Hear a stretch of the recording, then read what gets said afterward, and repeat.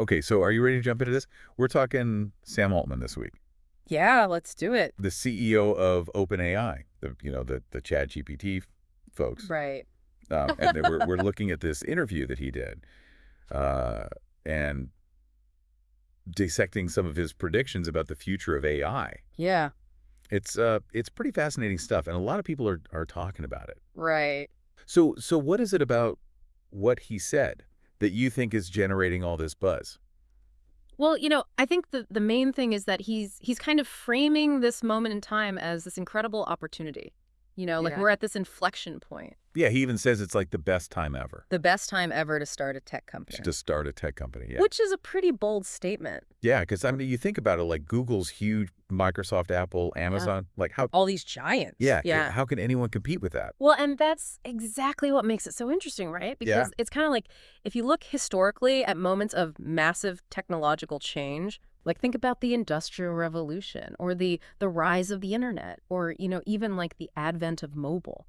Those were times when the rules of the game totally changed. Yeah. And the companies that were the giants before often struggled to adapt. They get disrupted. They get disrupted, right? Yeah. They're so invested in the old way of doing things that they can't quite wrap their heads around the new thing. Right. And that creates a huge opening for newcomers to come in with fresh ideas and, potentially just totally redefine the landscape. Like Apple. Exactly like Apple. They came in when IBM was this massive force in computing. Right. And IBM kind of dismissed the personal computer as a toy. Yeah, yeah. And then Apple comes along and says, no, actually, this is the future. And, Yeah. Microsoft jumped in there too. And the whole world changes. Okay, so that's the startup piece, Yeah. right? He's saying it's the best time to do that. Right. But then he also talks about super intelligence. Right. Artificial superintelligence. Yeah, ASI, which is a whole other. And he says it's thousands of days away, Thousands of days. Yeah. which, I mean, like, that's both exciting and kind of terrifying. Yeah. It's like it's definitely designed to get your attention right. Like to Yes. make you think, whoa, this is not some distant sci-fi concept. Right. This is something that's, potentially within our lifetime. Yeah, so when you say thousands of days, like, what does that actually translate to? So if you do the math, it's somewhere between 7 and 10 years, Oh, wow. which, again, not tomorrow, but But a lot sooner than most people think. a lot sooner than most people think when they imagine, computers becoming smarter than humans. Yeah. And he seems pretty confident about that timeline, especially when he talks about the progress they're making at OpenAI. Right. He even mentions GPT-4. Yeah. He actually calls it Meta-1. Yeah, like it's the first step Like it's the first step towards for something. something much bigger. Yeah. So what is GPT-4 for people who maybe haven't heard of it? So GPT-4 or O1, as Altman calls it, is their latest large language model. Okay. And it's capable of some pretty amazing things. Like it can generate text that's pretty much indistinguishable from human written text. I've heard about this. Yeah, it can write code, it can compose music. They can write music. Yeah, so it's really quite remarkable. And what Altman's suggesting is that the rate of advancement with these large language models is It's accelerating. yeah, it's compounding. Every breakthrough kind of fuels the next one. Right. So you get this exponential curve of progress. Yeah. Well, so, and it's interesting because he seems so optimistic about it. Right? Yes, he's definitely a techno-optimist. Yeah.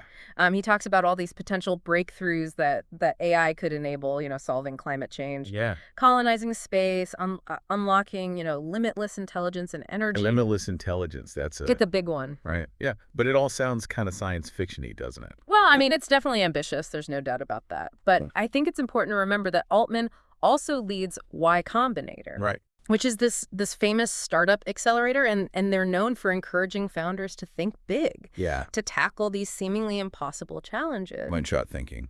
Moonshot thinking, exactly. Yeah. So that mentality definitely seems to influence his outlook on the future. Okay. So it's like, yeah, he's optimistic, but it's based on this idea that technology can solve these big problems. Right. So can you give us some concrete examples? Like, Yeah. how is AI actually being used right now to address these massive challenges? Yeah, sure. So, I mean, we're already seeing AI applications in pretty much every industry. Yeah. But, take healthcare, for example. Okay. AI algorithms are now being used to analyze medical images. Wow. And they can detect things like cancers earlier and with greater accuracy than human doctors. Really? Yeah, so imagine if that technology could be scaled up and applied to other diseases. Yeah. The potential is huge. Or take energy, AI is being used to optimize power grids, Okay. making them more efficient, reducing our reliance on fossil fuels. Yeah, so it's happening all around us. It's incredible. But I mean, it's also like, with any powerful technology, Right. there's got to be downsides, right? Like, what are the potential risks or ethical implications of AI becoming so advanced? Oh, absolutely. That's a crucial point. The more powerful AI becomes, Yeah. the more important it is to think about these questions. Yeah. We need to think about potential job displacement, for example. Right. As AI automates more tasks. Exactly. And we need to make sure that AI is developed and used ethically, Yeah. avoiding bias and discrimination. These are not easy problems, No. but they're conversations we absolutely need to have as we move forward. Yeah. So it's like Altman's vision of the future is this mix of, incredible potential, but also these really important challenges that we need to be thinking about. Right. It's not a simple story, Yeah. but it's definitely a compelling one. Yeah. And he sees this moment as this unique opportunity. Yeah, especially for people in the tech world. And he really believes that superintelligent AI is closer than we think. Yeah. Well, and that leaves us with a question for you listening. Right. What if even a fraction of Altman's predictions turn out to be true? Yeah. What steps can you take today to prepare for this rapidly changing future? Yeah. What skills will be valuable in a world that's increasingly shaped by AI? Right. How can you contribute to making sure these technologies are used for good? Yeah. That's a lot to think about. It is.